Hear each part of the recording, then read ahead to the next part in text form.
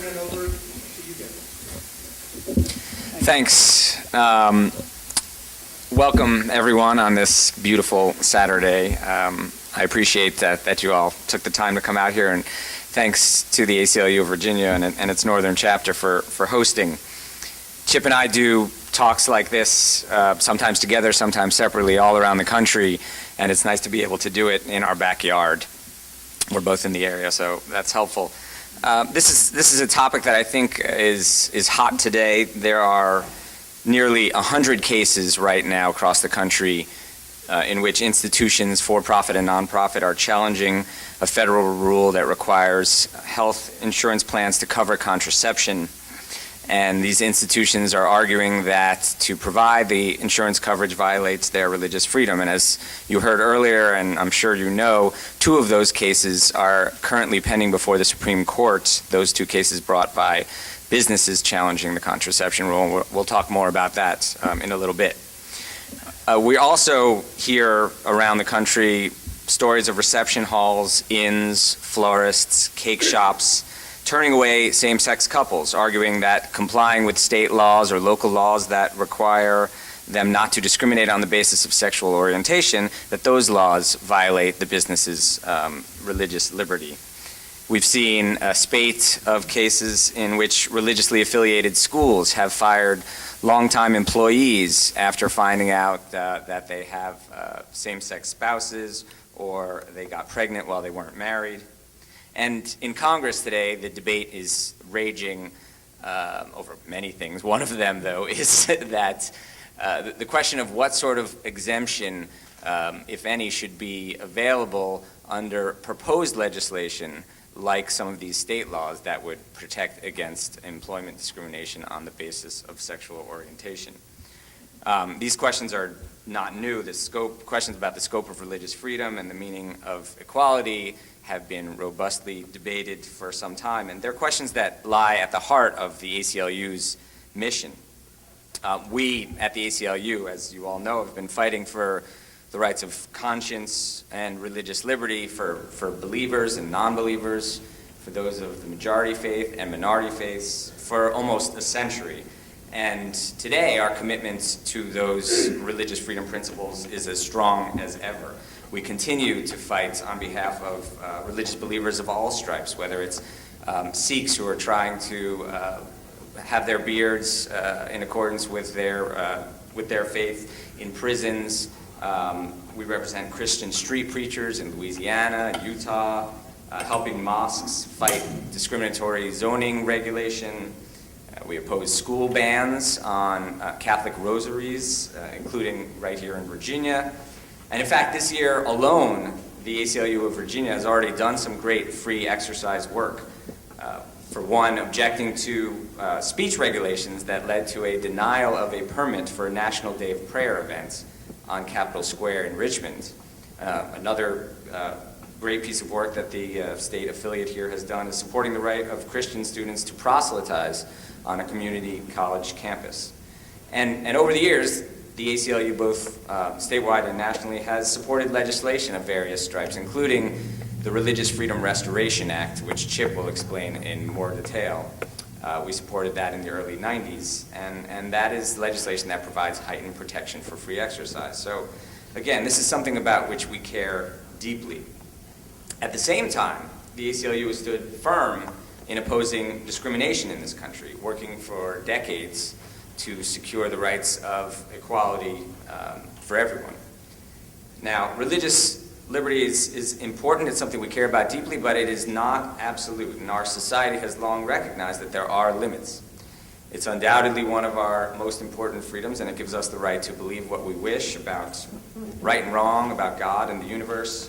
And we also have the right to act on those religious beliefs, but only so long as those actions don't harm the rights and well-being of others. And that's why, over the years, courts have consistently rejected efforts by businesses to escape their legal obligations not to discriminate. So, for example, regardless of your beliefs, if you're an employer or business owner, you don't have the right to pay women less, even if you sincerely believe that the Bible instructs you to do so because men are biblically the head of the household.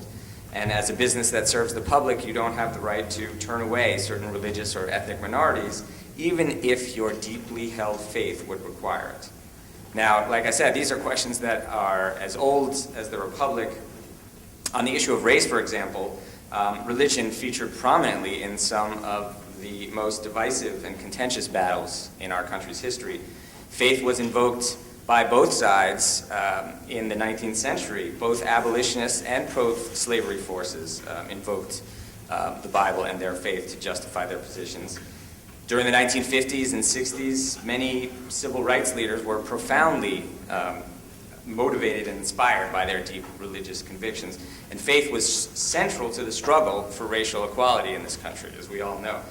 But at the same time, when American society ultimately came to reject discrimination in the courts, in Congress, and in general public discourse, some who resisted integration did so in expressly religious terms and sought exemptions from civil rights laws by invoking their religious faith.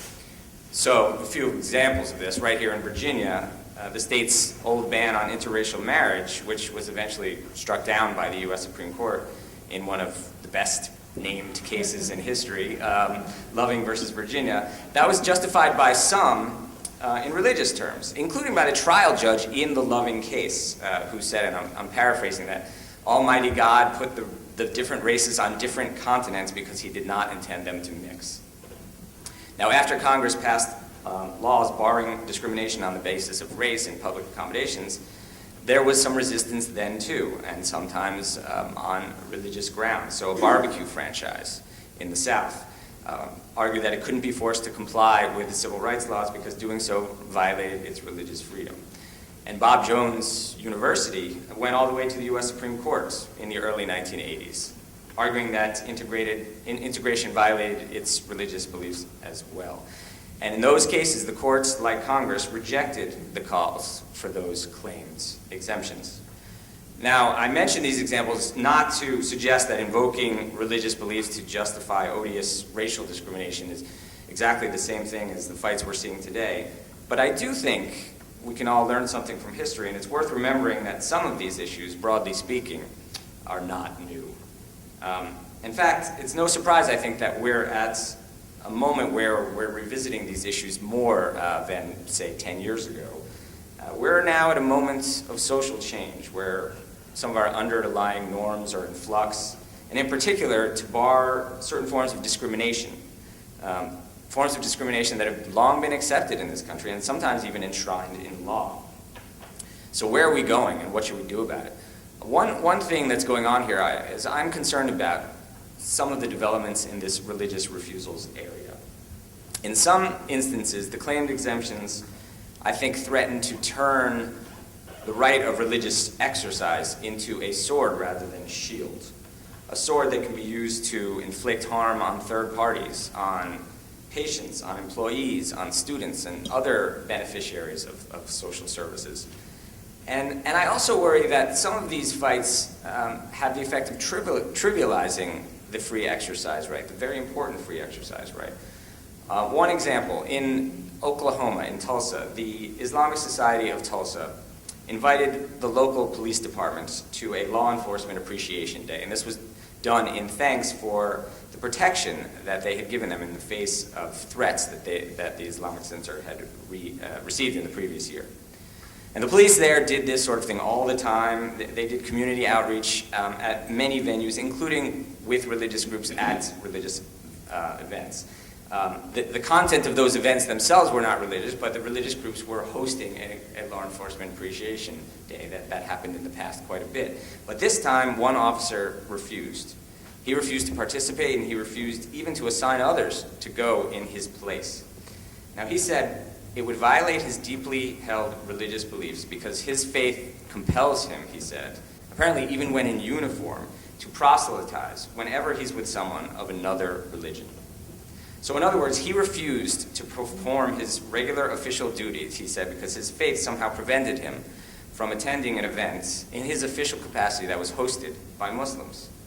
I think that's a real problem here. I think he's going to lose. He lost in the trial court, and the case is now on appeal. But it's those kind of cases that concern me a great deal, and a number of the ones that we're going to discuss throughout the afternoon.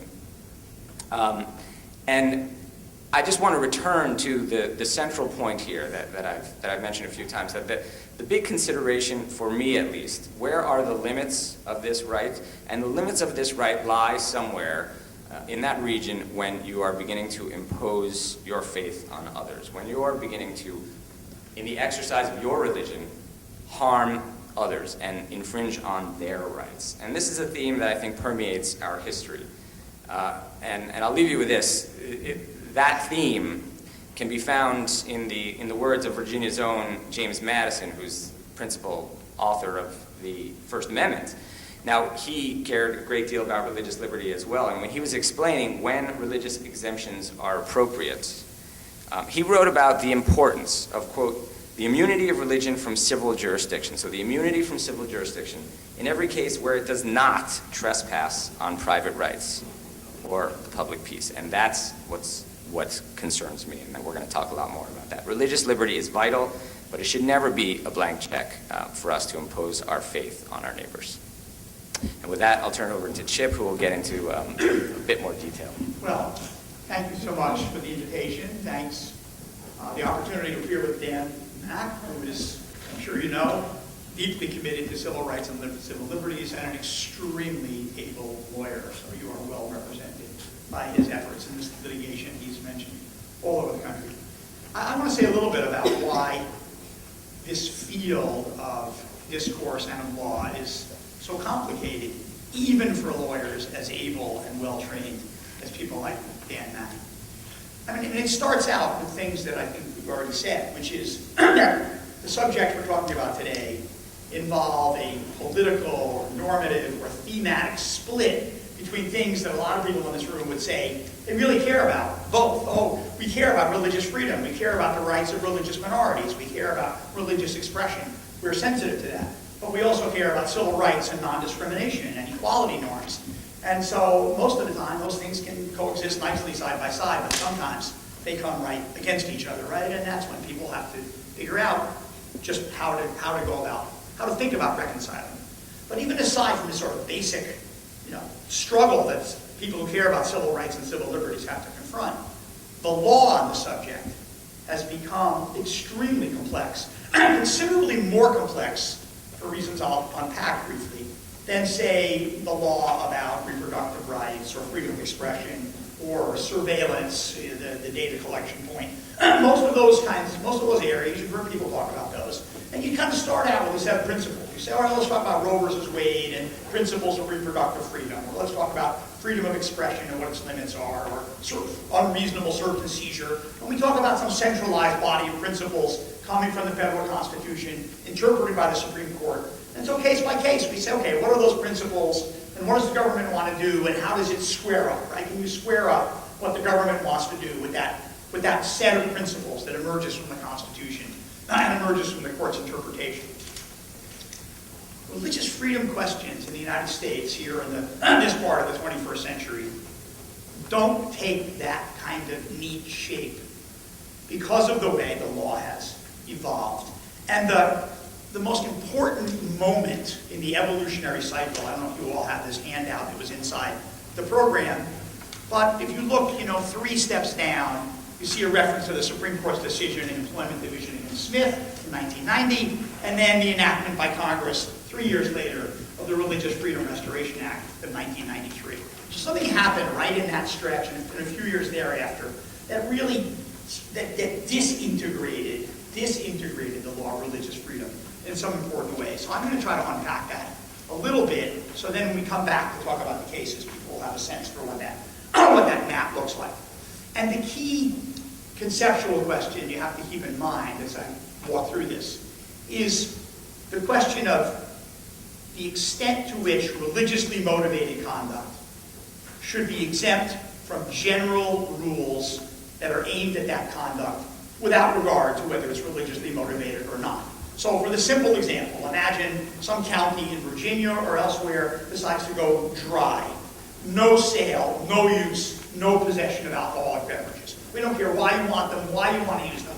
Dry, okay? That's a general rule and applies to everybody.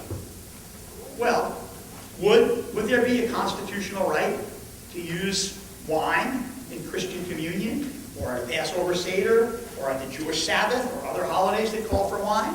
Any county like that? This is, a nice example of the kinds of question that this law tends to circulate around. There's a general rule about something, requiring everyone to do something or refrain from doing something.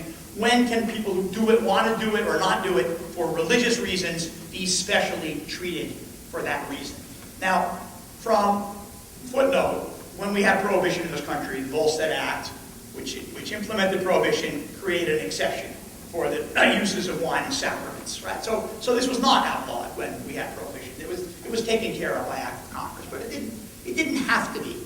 From the beginning, from the ratification of the First Amendment until the early 1960s, the free exercise clause of the First Amendment, you also have the First Amendment at the top of the sheet, right? And it's only 16 words. The first part is about no establishment of religion, and the second part is about the free exercise of religion.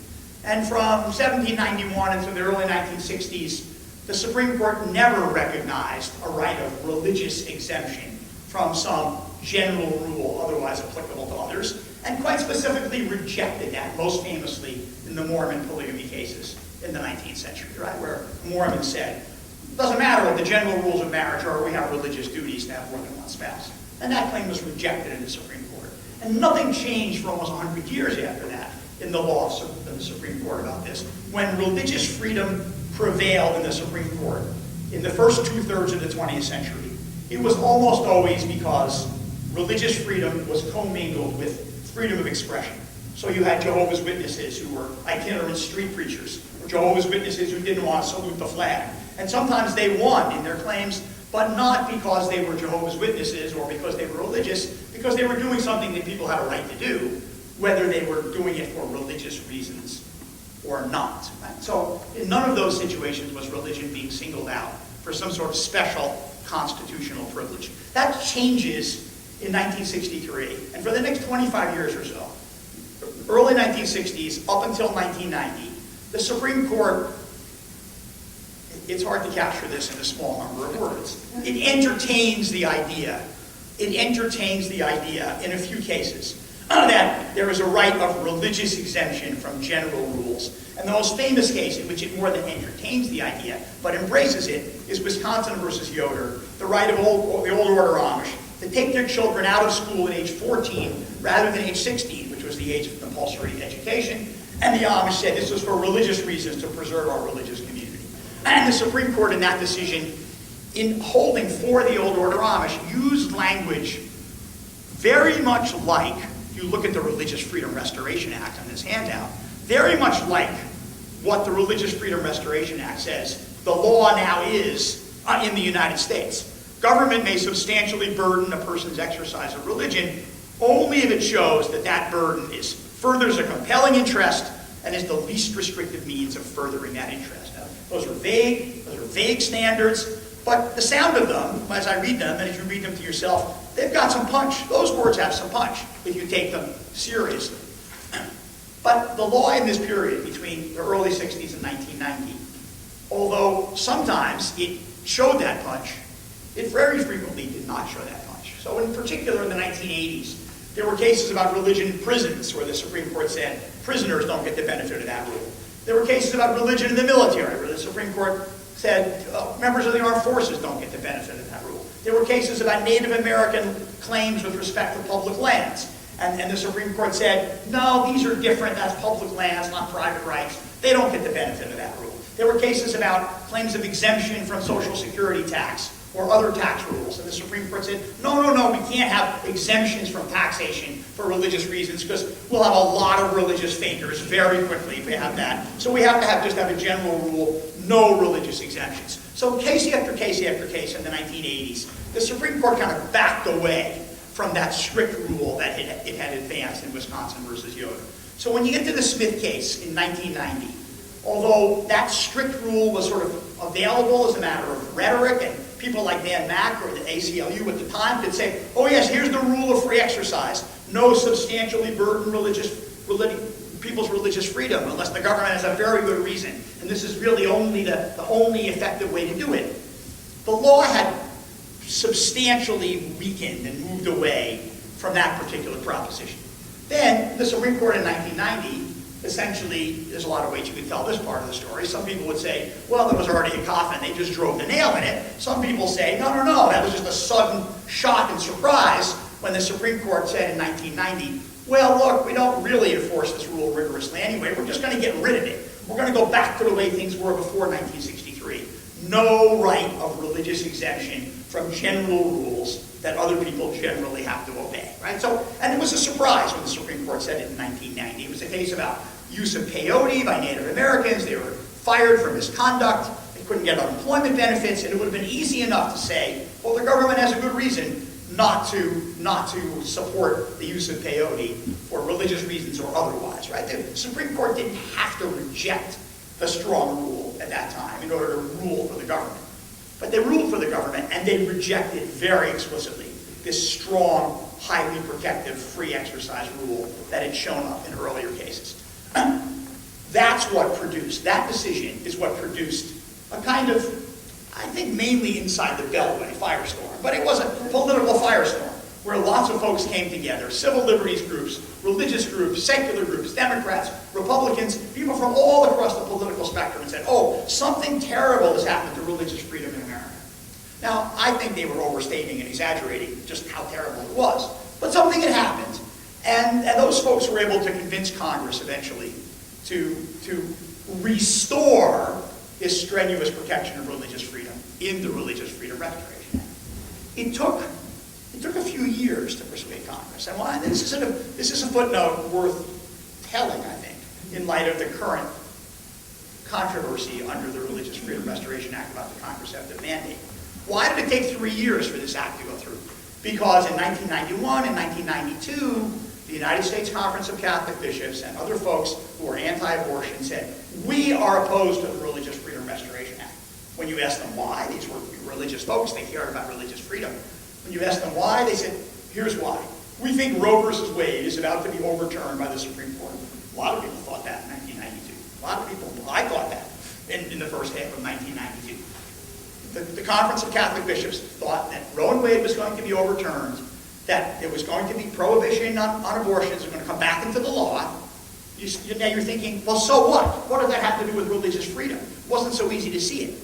Their view was they were concerned that women were going to claim religious freedom rights to terminate pregnancies, even if abortion law was reinstated. That they would say, my pastor, my rabbi, my religious counselor advised me this was appropriate for me, my circumstances, my family, that I am motivated in part by faith to choose to terminate a pregnancy. Now, whether that ever would have happened, whether it would have been credible or plausible, whether that you ever would have won under the act with a claim like that, didn't matter. The Conference of Catholic Bishops and its allies were just against the Religious Freedom Restoration Act for 2 years. Finally, in 1992, in June of 1992, the Supreme Court surprised a lot of people by not overturning Roe v. Wade, by reaffirming the core of Roe v. Wade in the Planned Parenthood against Casey decision. 5 months later, Bill Clinton got elected. George H.W. Bush did not get reelected. And at that point, the Conference of Catholic Bishops and others said, all right, Roe and Wade is not disappearing, right? Well, we lost our chance. It didn't get overruled. Clinton is not going to appoint people who will overturn it. And okay, now, and only now, we're going to sign on to the Religious Freedom Restoration Act. The Religious Freedom Restoration Act, as originally enacted, applied to all levels of government. Federal government, state government, local government. Just as the Free Exercise Clause of the First Amendment, as the Supreme Court has interpreted it, applies to federal government, state government, local government. In 1997, the Supreme Court decided that the Religious Freedom Restoration Act was unconstitutional as applied to state and local government. As a matter of federalism, this was Congress overreaching its power so that the Religious Freedom Restoration Act could no longer be applied to the state governments or to the local governments, only to the federal government, where it remains applicable to the federal government, and only to the federal government. So now we're in a position to see how and why religious freedom splintered or disintegrated at this particular moment in our constitutional history. Before 1990, people like Dan would have said, oh, at the top of this whole system, there's the free exercise clause and strong interpretations of it by the Supreme Court, and we can apply those rules to particular problems. But in Smith, the Supreme Court made the free exercise clause much weaker. The Religious Freedom Restoration Act came in, but now it applies only to the federal government. So state and local governments now do not have to obey the Religious Freedom Restoration Act. And it's only a weaker version of the First Amendment that they have to obey with respect to religious freedom. So the sources of law that apply to the kinds of problems we're talking about today include the First Amendment, but weaker than it once was. The Religious Freedom Restoration Act, but that applies only to the federal government. There's an important federal statute that regulates religion with respect to land use and prisons, right? So there's some statutory cases about zoning and historic preservation in prisons. That's its own separate world of law. There is state constitutional law, because some state Supreme Courts came in after the Smith case and said, oh, we should reinvigorate our own religious freedom law, because federal law has gotten weaker. There are state religious freedom restoration acts in about 20 states, and I'm sure most of you were paying attention when Kansas, Arizona, and some other states in the last few months tried to amend theirs or enact some such laws, and most of those, the ones you read about, were not enacted in the midst of furor about why, the reasons for enacting them. But, you know, just to bring it to the particulars before I'm going to turn it back to Dan for more on the particulars. The whole fight about same-sex marriage and the right to discriminate or exclude same-sex couples from ceremonies, by public license clerks, by wedding vendors, whether anyone can lawfully discriminate against them. That's now, for the most part, a question of state law, state to state, not something that federal constitutional law is necessarily going to dictate the answer to. So I'm going to stop there, and let's figure out which pieces of this we want to take apart piece by piece, okay? It probably makes sense to discuss the Hobby Lobby case first. Yeah. It's the one currently in the Supreme Court, and what the Supreme Court says here will matter and will potentially affect all of the others. So I'm sure many of you are well aware of these cases, but in brief, the federal government, as part of the Affordable Care Act, required coverage for a wide range of preventive services without copay, without cost to the employees. And those covered important health prevention, things like cancer screening, diabetes screening. And one of the things on the list is contraception, and we can go through how that got there. But basically, the medical experts and the science experts deemed it important to include that. So contraception is now on the list of things that must be covered. And fast forward a little bit, there are now 3 different categories of employer under this rule.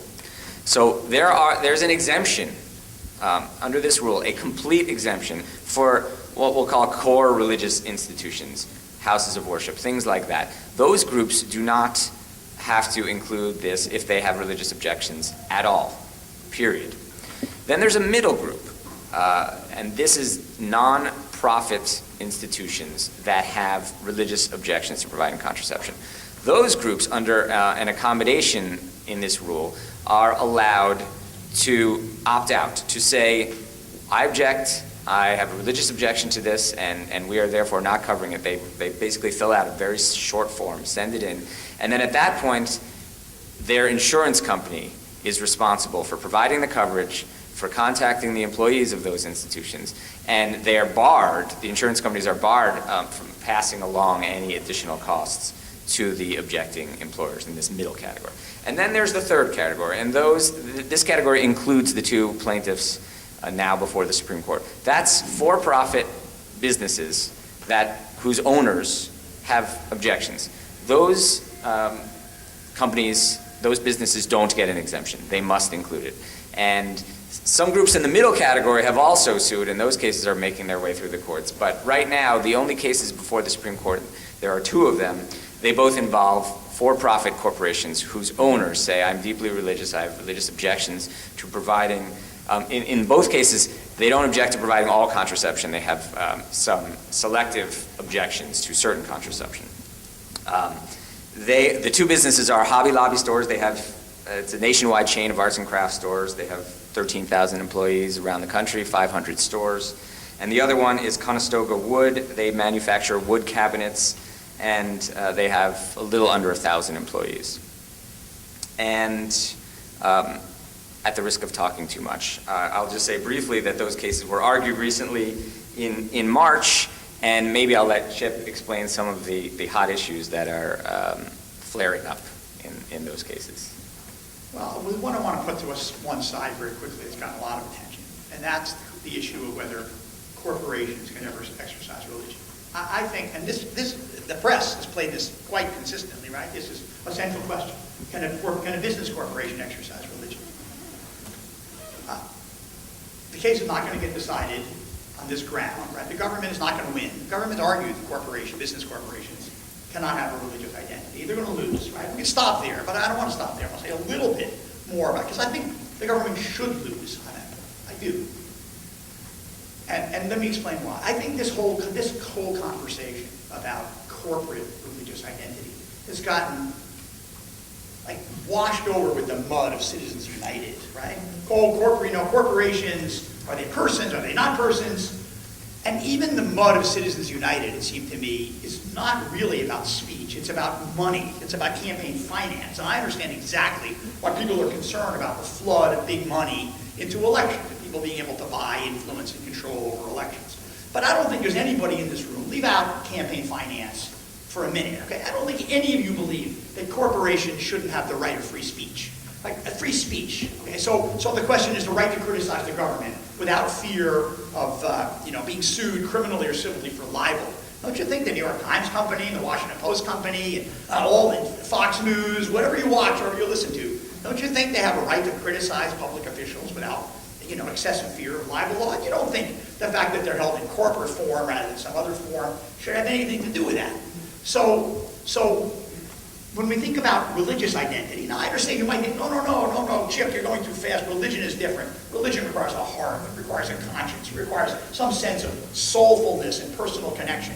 And I'd say, yeah, that's the way most of us experience it, if we experience it at all. But then what are you going to say to Yeshiva University and Notre Dame? You're going to say, no. You folks, your institutions aren't really religious because you're just big, impersonal, educational corporations. No, none of you would say Notre Dame or Yeshiva University don't have a religious identity. But of course, they don't only have a religious identity. They deliver education or religious hospitals or deliver medical care. So Hobby Lobby would say, we have a religious identity. We have Christian concerns. We close on Sunday. We don't carry certain products. I don't have any problem with that any more than I would with a kosher butcher who says any law that would make me sell non-kosher meat violates my religious freedom, or a book publisher that publishes Christian books and wouldn't want to be compelled to publish anti-Christian books. We don't say, no, they have a religious identity. The fact that you have a profit motive doesn't make your religious identity go away. So the questions in Hobby Lobby, to me, are not about do corporations have religious identities. Like, what do they want to do with their religious identity? Right? What is it they want to do? And here we know what they want to do. They have said what they want to do. They want to say, no, we're not covering certain services or goods that otherwise the government says we have to cover. Certain contraceptives, which in our view, not in the view of medical science, in our view, act as abortifacients, right? Certain IUDs, certain emergency contraception, etc. And of course, their story, go back to the Religious Freedom Restoration Act. These cases are going to be won or lost on the Religious Freedom Restoration Act, not on the Free Exercise Clause of the First Amendment, which Smith weakened, and under the Free Exercise Clause, as Smith weakened it, Hobby Lobby and Conestoga Woods, you don't disagree with this, don't have a prayer, right? They have no prayer. They will not win. I do not think they will win They on will their not free win. exercise thing. And no lower court has ever said those kinds of claims are effective, successful claims under the First Amendment. No, it's only under the Religious Freedom Restoration Act. So the question is about is their religion substantially burdened? And does the government have a compelling interest to do so? And are they using the least restrictive means to do so? Now, even these parts they have a lot of texture. Right? The Hobby Lobby story is, you're telling us we have more than 50 employees. If we don't have health insurance, we have to pay a very large tax in the United States. And if we do have health insurance, but don't cover one or more of these contraceptives, we have to pay millions of dollars in fines. That's our substantial burden. We either have to pay millions of dollars in fines for offering health insurance that excludes these contraceptives, or if we want to drop, we have to pay this tax payment to the United States.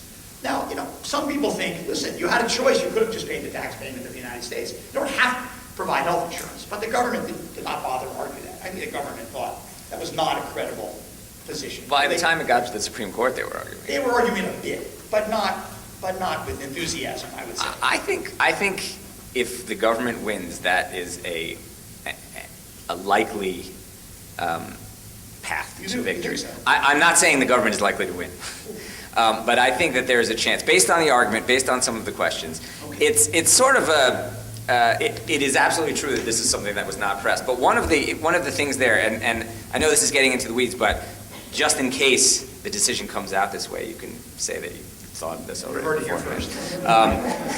So the argument is you're not burdened at all. You can just decline to provide any health insurance. And under the law, if you don't provide any health insurance whatsoever, you have to pay a tax. Now, it turns out that there is actually less than it costs to provide the insurance per employee. And so, there were a few questions back and forth, including from Justice Kennedy, who is often viewed as the swing vote, about this question. Now, the company's response to this is, if we don't do that, if we don't provide any health insurance whatsoever, we are at a competitive disadvantage. So this is clearly a burden for us. No one's going to want to work for us. But this is something that wasn't really fleshed out below, frankly, in either direction. So it's just something to look for. It's absolutely something that was not a central theme in the cases for most of the time. But by the time of the argument, it got some play. Yeah. And Dan's right that it might pop up and surprise us when the Supreme Court decides the case. I do think it's more likely, and I think Dan agrees with this, but he'll tell us if he doesn't, that if the government wins, it's more likely to win not on this ground that there's no substantial burden on the companies, but that the government has strong interests in insisting that the companies comply with the law.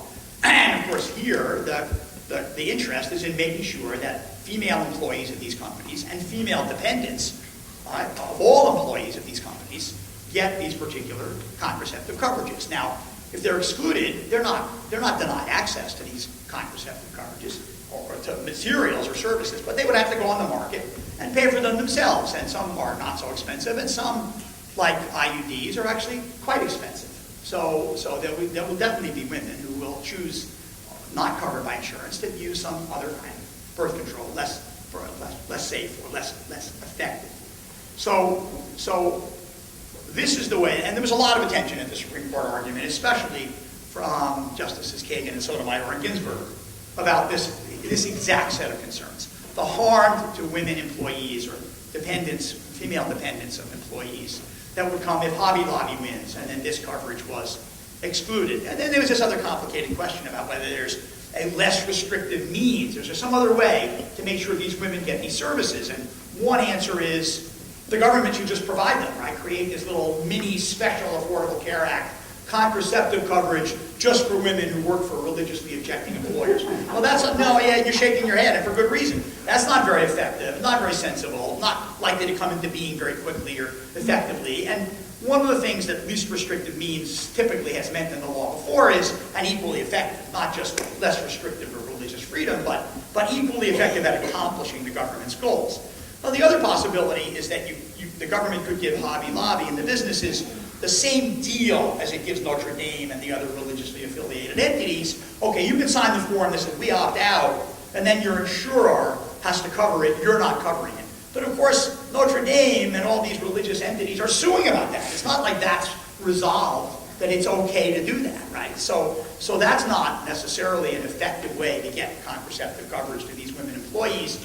If Hobby Lobby's going to turn around and say, thank you very much, but we're not taking that, we're going to just bring another round of lawsuits. And there was an interesting moment in the oral argument about this very point that Chip was raising, because if there is a less restrictive means of achieving the government's goal, and there's enough of a burden, then the government has an obligation to provide that less restrictive means. And so the question it was put to the attorney for the companies, is that middle ground where you just have to sign the paper and then you kind of check out and it's your insurance, is that middle ground okay? And he was kind of squirming around. He's an excellent oral advocate, but he wanted to both say that it is certainly a less restrictive alternative and also leave open the door to sue about it tomorrow if they provide it to them. So they kind of want to have it both ways.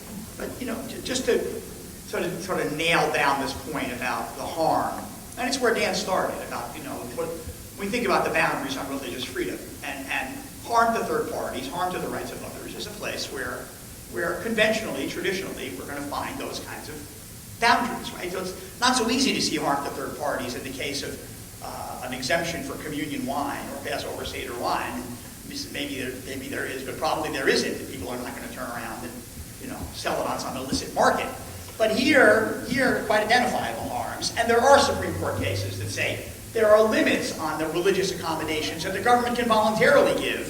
When the limits come from the extent to which the religious accommodation for one person will wind up forcing another person to subsidize it, right? So the extent to which employers have to accommodate the religious beliefs and practices of their employees. If you have an employee who says, I can never work on Saturday, ever, ever, ever, it's my Sabbath, you might have to accommodate him. But in some businesses where that would work a hardship to you or to all the other employees, you might not have to accommodate him, right? There's always a question about the consequences to others from accommodating a particular set of religious concerns. We should move on to same-sex marriages and weddings, don't you think? Sure. We should.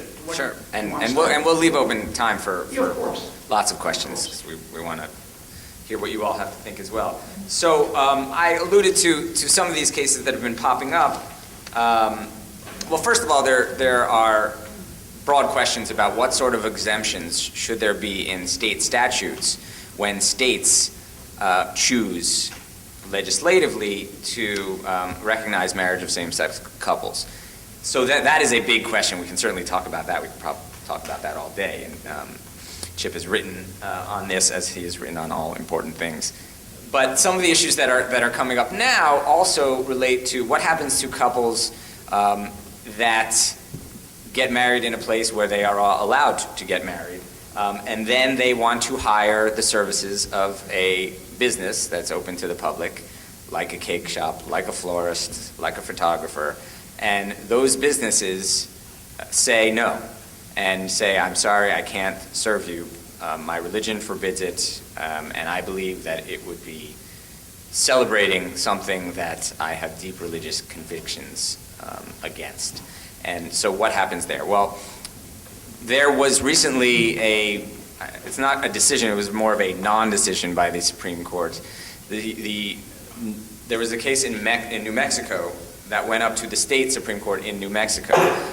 It was a situation in which a photographer refused to provide services to a same-sex couple, and the couple sued under the applicable anti-discrimination law. This is the law that doesn't govern the whole country, but it governed there, and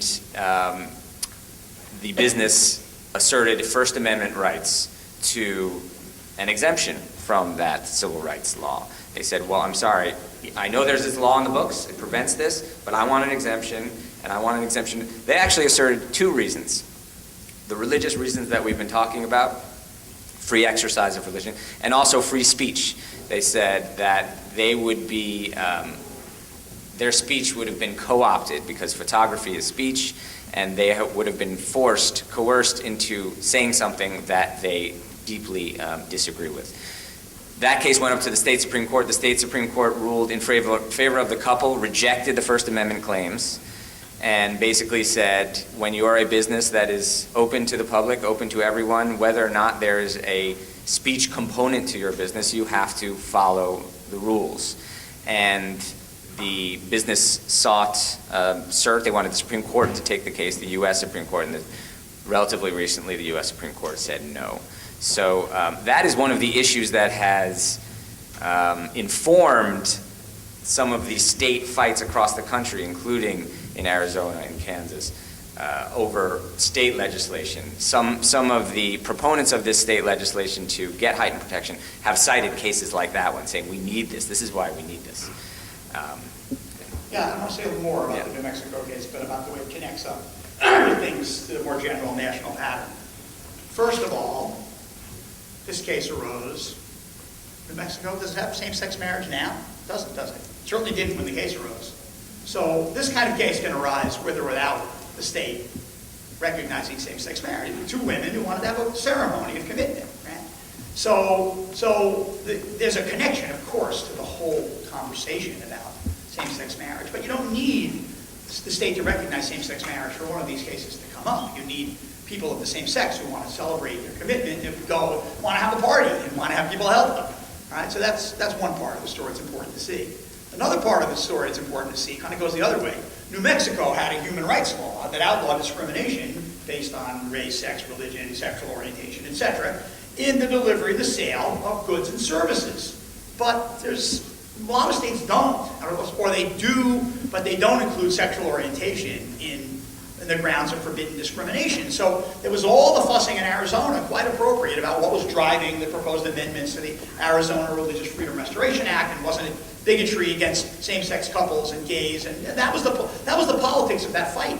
But Arizona does not have a statewide law. Arizona does not have a statewide law against discrimination based on sexual orientation. I guess Phoenix does, or there might have been some local issues, not state issues. So a lot of that conversation, the political conversation, was going on in a way that was not very well connected to the underlying legal concerns of the moment, maybe down the road, but not the legal concerns of the moment.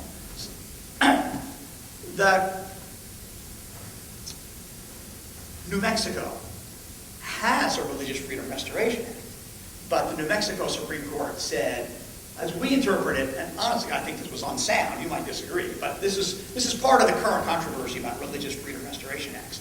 The New Mexico Supreme Court said, we read our state Religious Freedom Restoration Act to apply only when the case is between the state and a private party. So it's a criminal prosecution, it's a civil lawsuit to enforce the civil rights laws, it's the state against some offender. Then the Religious Freedom Restoration Act applies. But this case is this couple against a photographer. It was a state agency kind of in the background, but it's a private lawsuit, and we're going to read our statute that the Religious Freedom Restoration Act does not apply, which is why they never decided whether the state Religious Freedom Restoration Act protected Elaine Photography in its right to refuse to take photographs of that ceremony. But this is why, when the fussing started in Arizona already has a Religious Freedom Restoration Act. But they wanted to clarify. The proposed amendments were, it covers business corporations. When it says person, that means business corporations. And the other thing it wanted to clarify was, it applies in private lawsuits. An anti-discrimination suit, one private party against another. It doesn't apply only when it's the state against a private party. Which is those two amendments, of course. Now, you remember what the furor that created.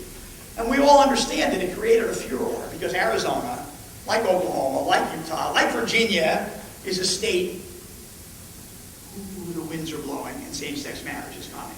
Only now it's coming by court order. It's not coming by legislation. So many states in the United States that have same-sex marriage, District of Columbia, New York, lots of states, they have same-sex marriage by legislation, not by court order. Relatively liberal legislatures. So when these wedding vendor exemptions were proposed to them, they said no. They said, we will make it clear that no member of the clergy has to celebrate a same-sex ceremony. No house of worship has to host a reception or a ceremony for any man, not just same-sex, for any marriage ceremony to which it objects. That's a matter of religious freedom. But those blue state legislatures all said, we're not going to exempt marriage license clerks from the duty to serve anyone who comes in for a marriage license. And we're not going to exempt wedding vendors from the duty to serve all under the anti-discrimination laws. But this next round of states, Virginia included, these are purple or more likely red states, whose legislatures are not going to give you same-sex marriage. They're going to oppose it. And now when the wedding vendors show up, those legislatures are going to be somewhat more sympathetic to these religious freedom concerns. That's what you saw in Kansas. That's what you saw in Arizona. And then, of course, it became, a cause célèbre. And in the end, those laws did not pass. But that's the collision that's happening now. Yeah. Thank you. I want to open this up to questions. Yes. It would be best if you come up and say something here, why, or I can hand this to you. This is the law.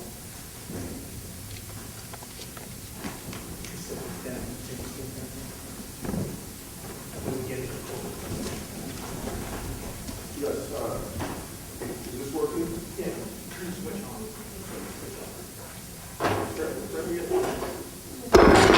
Hello? Okay. Yeah. Chip, I'm going to take issue with your premise about corporations having religious rights.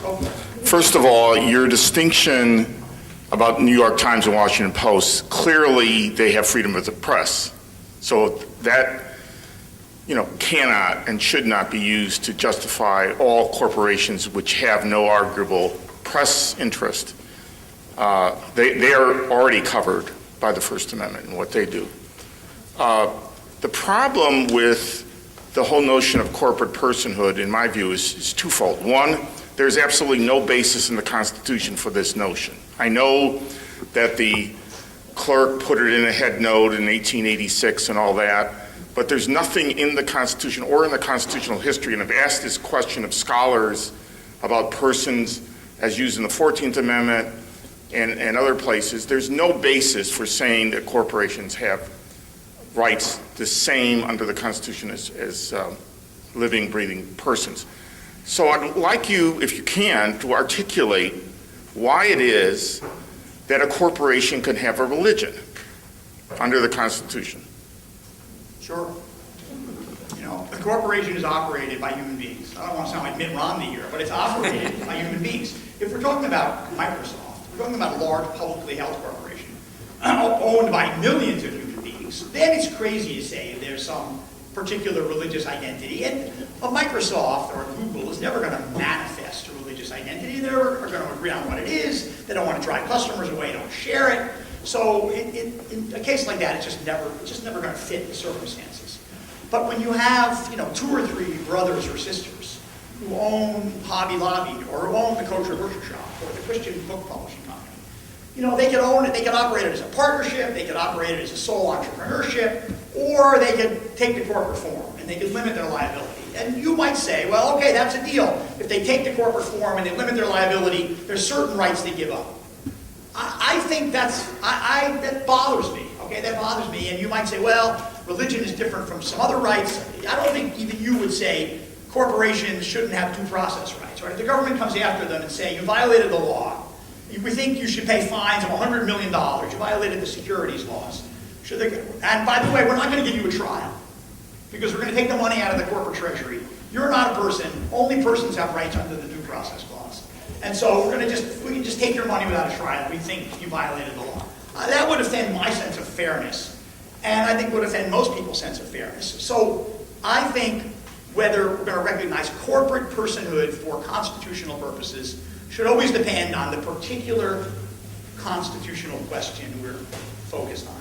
And I don't see any good reason to say that corporate status forfeits religious identity. I just don't see it. Do you have a different view of this? So I would say this. I think the fact that these are for-profit corporations in the Hobby Lobby case, asserting a religious right to an exemption from what I view and what the government views as a very important rule, I think it should factor in. The fact that they are for-profit corporation, at the very least, should factor in. And it sounded from what you were saying that I'm not sure you disagree. Now, the question, that's different from the threshold question of can they ever have rights, full stop. But I do think it matters, for example, in the substantial burden analysis. This is a for-profit business, and they are paying for coverage. They are not paying for a particular service. These are funds that may or may not be used by their employees somewhere down the road.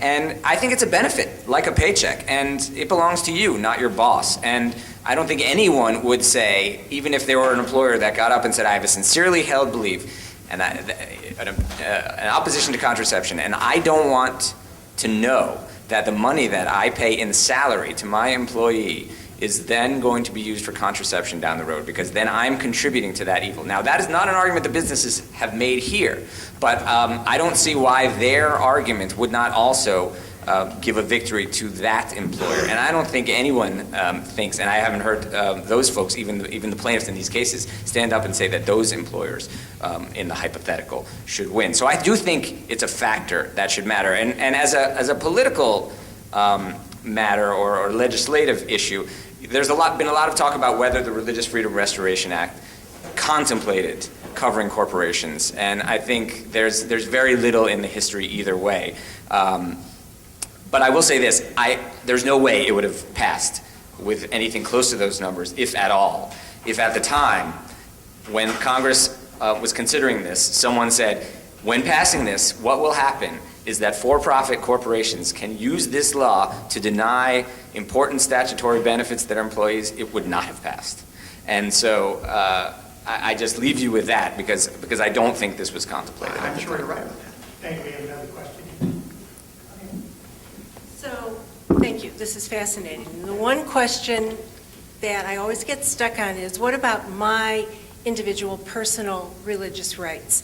I'm an employee, Hobby Lobby, whatever, they have their rights, the owners have their rights. So, well, what about my right to express my religious preference for not having a whole bunch of children I don't want, or for using contraception, or for what about my personal right? How is that factored in, or doesn't that rise to the level of, the family's rights? I think it's an essential question. And in fact, the oral argument in the Supreme Court, whoever goes first, they go, then the other side goes, and then the party that started first gets the last word. The government got up there. One of the last things they said, a version of what you just said, which is, Your Honors, if I leave you with nothing, it is this. Think about the employees. I'm paraphrasing. It was much better said than that. But I think that's central to what's going on in this case. Never before, if the court rules against the federal government, it will be the first time that it has given a business, an employer, the ability to deprive its employees of important statutory rights. And why isn't this always talked about?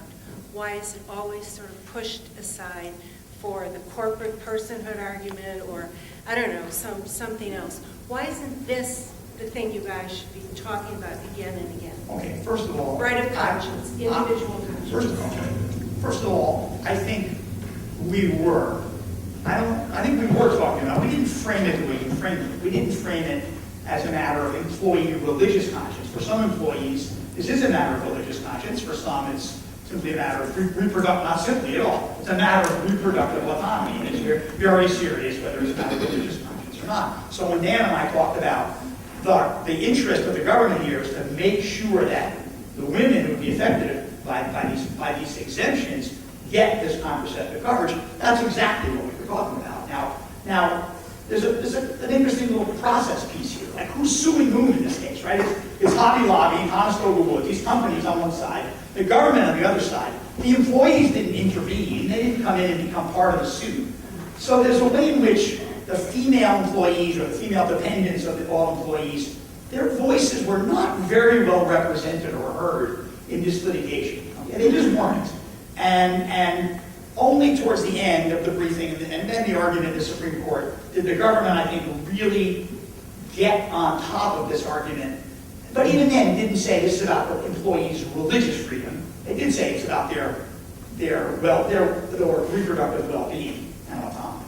But just this last point on that, one of the courts did... Use the word conscience instead of religious freedom. One of the lower courts in one of these cases, if not more of them, specifically singled that out in ruling for the government and against the plaintiff companies, saying, we have to keep in mind that we're talking about other actors who have free exercise rights on the other side, meaning the employees.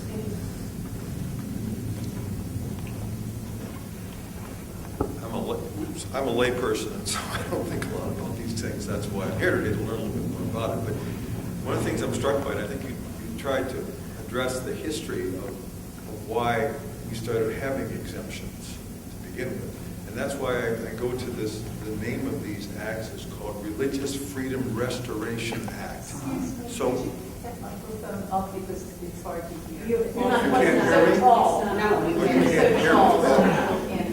I can't hear me.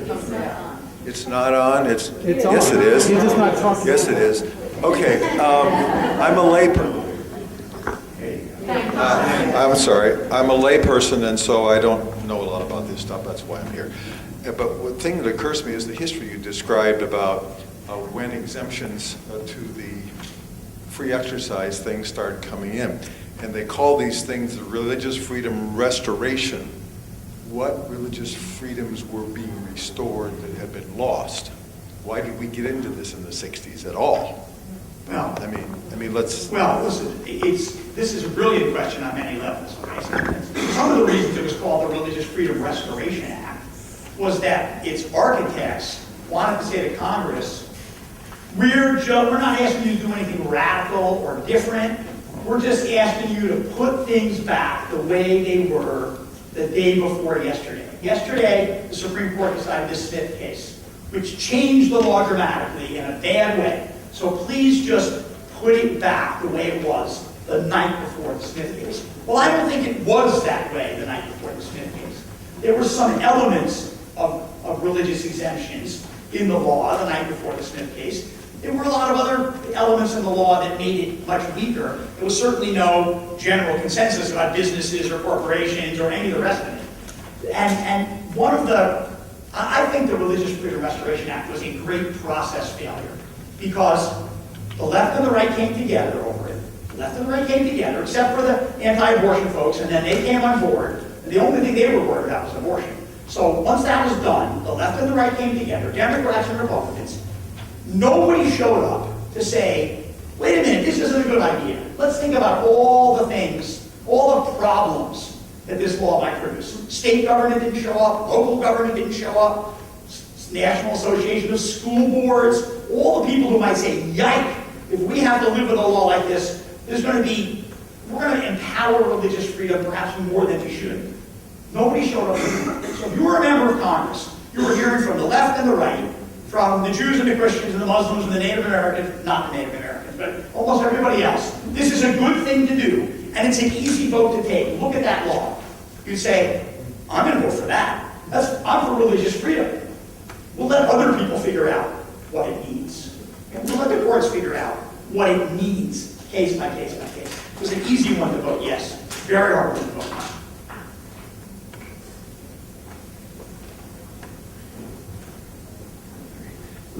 Thank you, gentlemen, for being here and taking questions directly from the audience.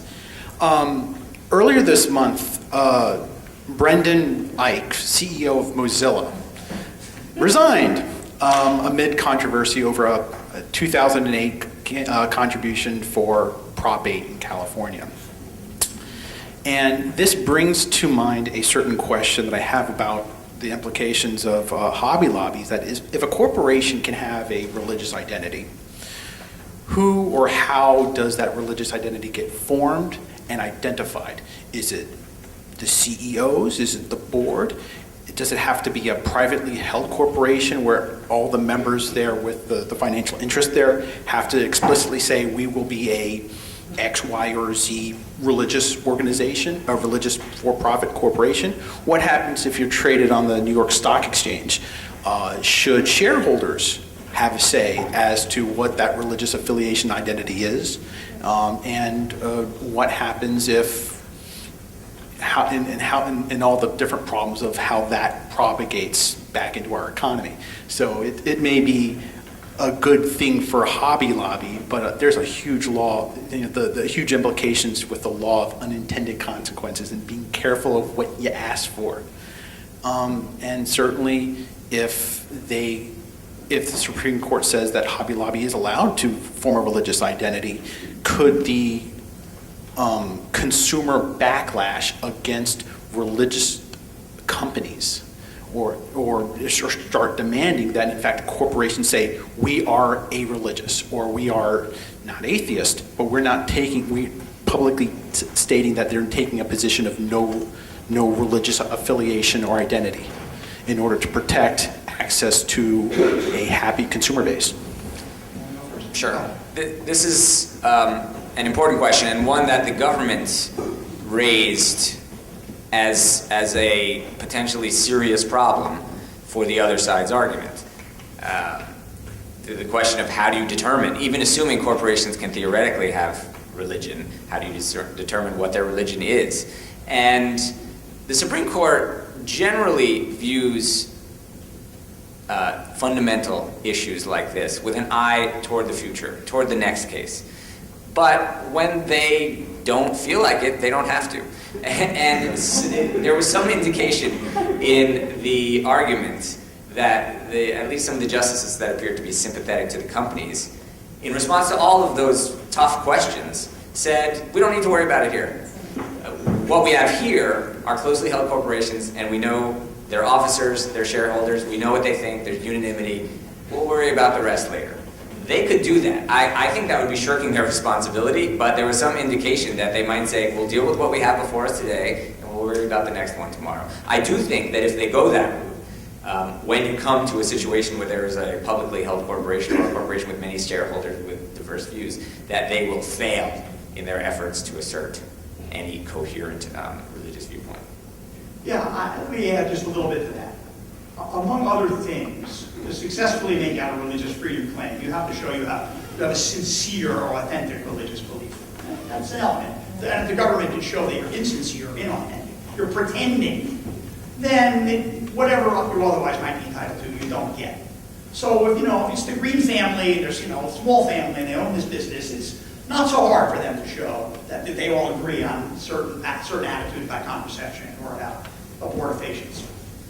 If it's a publicly traded company, how are they going to manifest some authentically held religious identity when there's going to be such diversity of religious identity within the company? That's number one. Number two is the backlash point. Why would Microsoft ever want to be known as Jewish or Christian or Muslim or atheist? Or why chase away the customers that you're going to chase away by taking your religious identity? And then there's a third point. You might say, I asked, by the way, I was at an event where Mr. Green, one of the Mr. Greens, a Hobby Lobby owner, was there. And at the end of it, he was a gentleman. He was quite the gentleman. He came up to, even though I'd said things not favorable to his cause, he came up to talk to me at the end. Then we had a little chat. I said, tell me, has all the attention of this litigation hurt or helped your business? He said, I don't really know. I'm not sure it's done either. He said, maybe we've attracted some new customers because they like what we're doing. Maybe we've chased some away because they don't like. I don't see, and maybe he wasn't telling the truth, okay? But he seemed quite sort of straightforward in the way he replied to the question. Some businesses in some locales, there may be a kind of even up trade-off on who you get and who you don't get. You're a national company, you're trying to appeal to a national market, and you're identified as anti-contraception, boom, that's just going to cost you a big fortune of money. So there's market incentives. There's also another point about incentives that's important to understand here. It goes to this question about sincerity. If Hobby Lobby wins this case and they show up next week and they say, by the way, we have objections to paying the minimum wage. The minimum wage.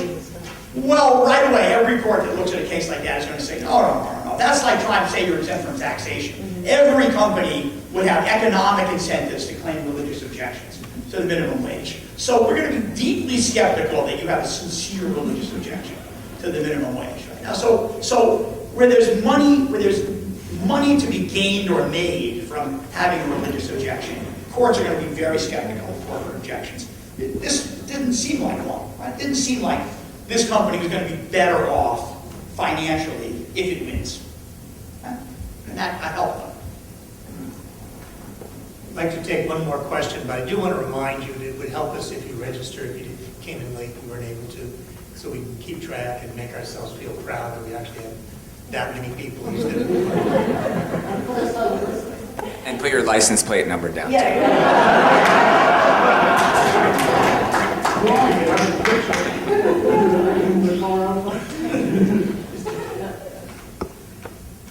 My question is about, sorry, I'm not sure if I'm being picked up.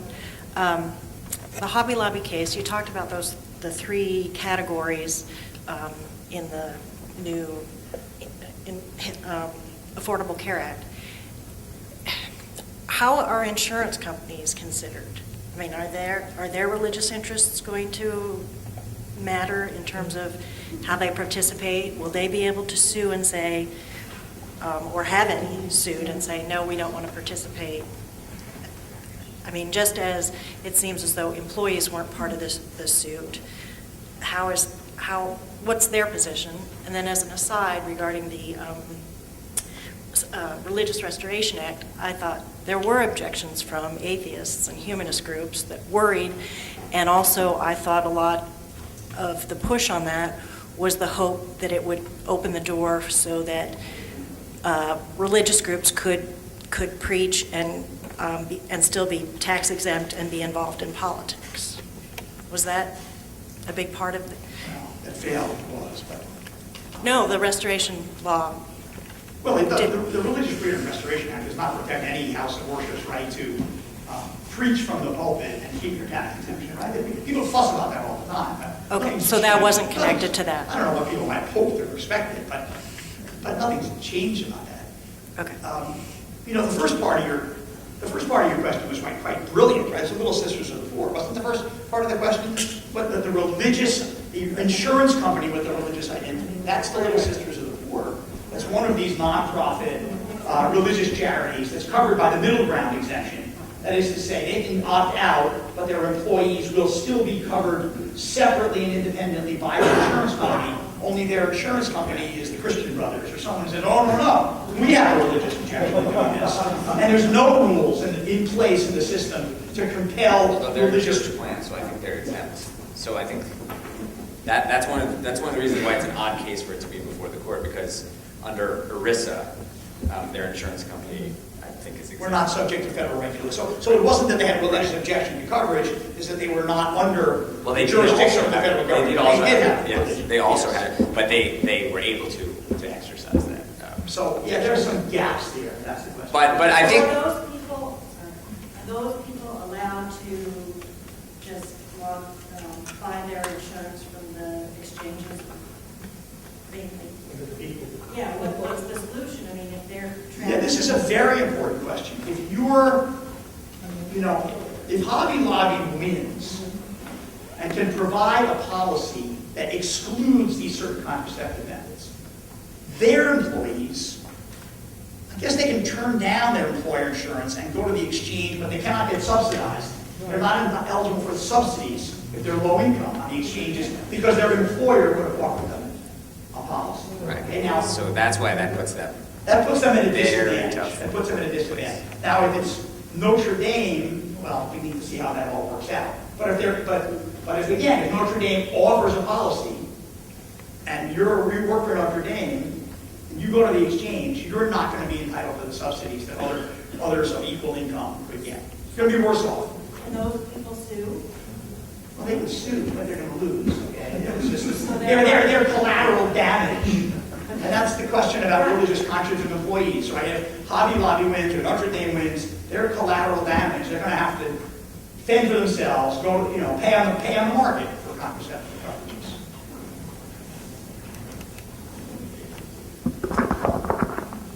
I want to thank you guys very much for your